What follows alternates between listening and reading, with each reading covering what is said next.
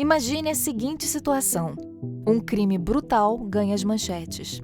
A violência é explícita. O trauma é irreversível. O autor do disparo é encontrado. Ele tem 17 anos e 11 meses. Faltam poucos dias para que a lei o considere um adulto. Para o Código Penal brasileiro, aquele disparo não foi um crime, foi um ato infracional. Aquele jovem não será preso, será apreendido. E, independentemente da brutalidade do que fez, em no máximo 3 anos, ele poderá estar de volta às mesmas ruas onde o sangue foi derramado. O autor do crime, embora consciente de seus atos, é protegido por uma barreira cronológica. No Brasil, essa fronteira é fixada aos 18 anos. Diante de casos como esse, que se repetem com frequência, uma sombra paira sobre a justiça brasileira. Existe um abismo entre o que boa parte da sociedade sente como justiça e o que a letra da lei determina como norma. Mas enquanto o debate nacional se arrasta entre paixões ideológicas, uma pergunta ecoa: como isso é possível? Como o Brasil chegou a um modelo que muitos consideram um salvo-conduto para o crime organizado? E mais importante, por que nações consideradas referências em segurança pública adotam caminhos tão diferentes do nosso? Entenda agora, com a Brasil Paralelo, como a maioridade penal é tratada ao redor do mundo e o que isso revela sobre a nossa justiça. O Brasil nem sempre tratou a questão da criminalidade juvenil com as regras atuais. Até a década de 1920, não havia uma justiça especializada para crianças e adolescentes. Menores de idade eram lançados em prisões comuns, dividindo celas com adultos, às vezes criminosos reincidentes, e sob condições degradantes que ignoravam qualquer particularidade da infância e da juventude. O despertar para uma justiça diferenciada veio em 1927 com o Código Melo-Matos, que instituiu a primeira norma específica para a infância no país. Você pode conhecer a história que deu origem a esse código assistindo a outro vídeo disponível aqui no canal da BP com o título O crime que criou a maioridade penal no Brasil. Foi a primeira tentativa de organizar o caos, criando a figura do juiz de menores e estabelecendo que o Estado deveria intervir na vida daquela criança abandonada ou delinquente. Esse paradigma mudou radicalmente com a Constituição de 1988 e logo em seguida com o Estatuto da Criança e do Adolescente, ECA, em 1990. Foi quando o Brasil adotou a chamada Doutrina da Proteção Integral. O legislador decidiu que, abaixo dos 18 anos, o indivíduo é penalmente inimputável, ou seja, presume-se que ele não possui plena capacidade de entender o caráter ilícito de seus atos ou de se comportar conforme esse entendimento. O foco, então, deixou de ser a punição e passou a ser a reeducação socioeducativa. No entanto, o que nasceu como uma proteção social tem sido questionado diante da evolução da sociedade, da maturidade cultural e do acesso à informação. Ao olharmos para além das nossas fronteiras, o cenário muda drasticamente. Muitos dos países mais seguros do mundo adotam idades de responsabilidade penal muito inferiores à brasileira. Enquanto o Brasil mantém sua barreira rígida nos 18 anos, um olhar para o mapa global revela um cenário bem diferente da nossa realidade. Na Suíça e na Austrália, por exemplo, a responsabilidade penal começa aos 10 anos de idade, desde que o Estado consiga provar capacidade penal, ou seja, que a criança era capaz de discernir entre o certo e o errado no momento da prática do suposto delito. No Japão, onde o respeito à ordem é um pilar cultural, a idade mínima para a responsabilização criminal é 14 anos. E uma alteração recente na Lei da Infância e Juventude abriu espaço para que os tribunais de família autorizem o internamento de menores a partir dos 11 anos em escolas de formação juvenil. Na Alemanha, o limite também é de 14 anos. Na China, a responsabilidade penal plena começa aos 16 anos, mas jovens a partir dos 14 podem ser julgados por crimes graves, como homicídio, estupro, roubo e tráfico de drogas. Já em Hong Kong, a idade mínima de responsabilidade criminal é de 10 anos. Nos Estados Unidos, o sistema é ainda mais rigoroso. A maioridade penal é definida em nível estadual e em estados como a Carolina do Norte, que tem a menor idade penal do país, crianças a partir dos 7 anos podem ser processadas. Em Wisconsin, que tem a maior, com 10 anos de idade. Na Flórida ou no Texas, em crimes hediondos, menores podem ser responsabilizados criminalmente como adultos. Na Suécia, o atual governo está avançando com planos para reduzir a maioridade penal de 15 para 13 anos, porque identificaram um aumento no recrutamento de menores por gangues de narcotráfico para cometer crimes violentos sem enfrentar sérias consequências legais. O ministro da Justiça sueco, Gunnar Strömmer, afirma que o país vive uma situação de emergência e que impedir a exploração de crianças por redes criminosas é uma tarefa crucial para o governo. Esses dados desafiam o argumento de que a redução da maioridade penal aumentaria a violência.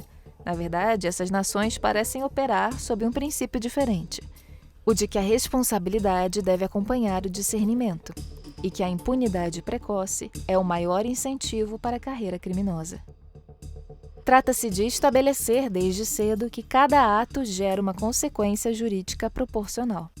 No Brasil, é comum ouvir relatos de facções que utilizam menores de idade como soldados para execuções, sabendo que, se pegos, o custo do crime para a organização será mínimo. A impunidade brasileira tornou-se uma ferramenta logística para o tráfico. O resgate da história é o compromisso da Brasil Paralelo com você. Investigamos as raízes das leis e das instituições brasileiras para que você possa entender o presente com clareza. Aproveite a Semana do Consumidor. Garanta agora até 50% de desconto e tenha acesso imediato a todo o catálogo da Brasil Paralelo e a nossa nova produção, Impunidade, as consequências da lei da maioridade penal no Brasil.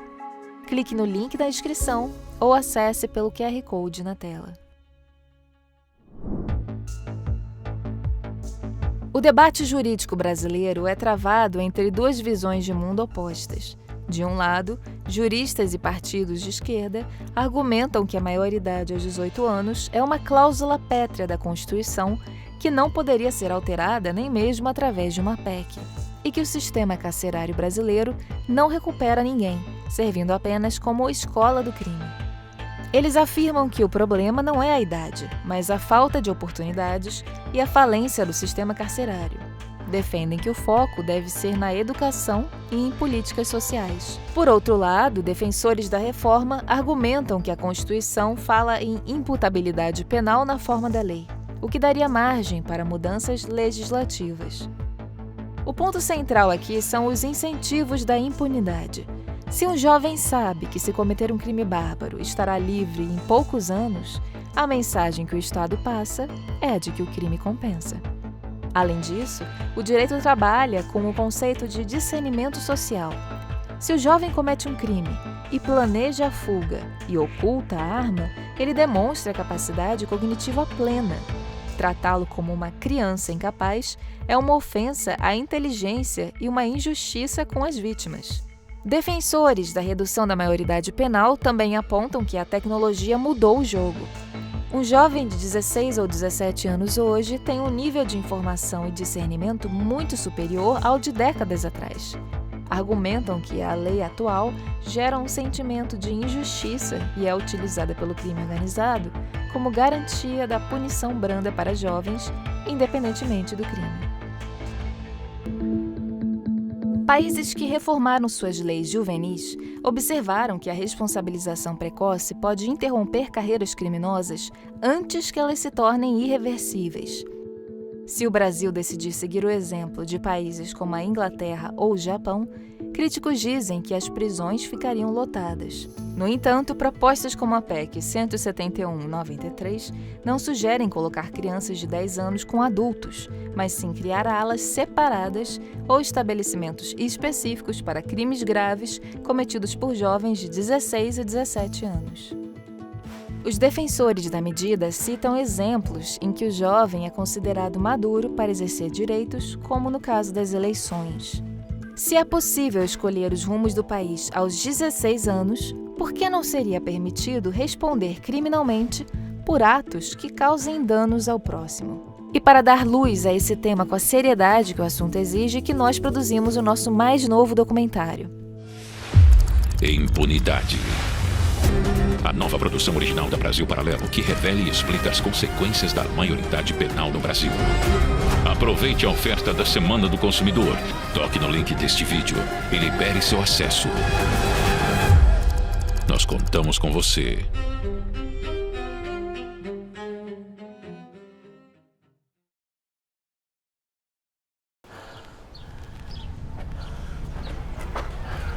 Era só mais um Silva, que a estrela não brilha. Ele era panqueiro, mas era pai de família. Solta o rap, DJ!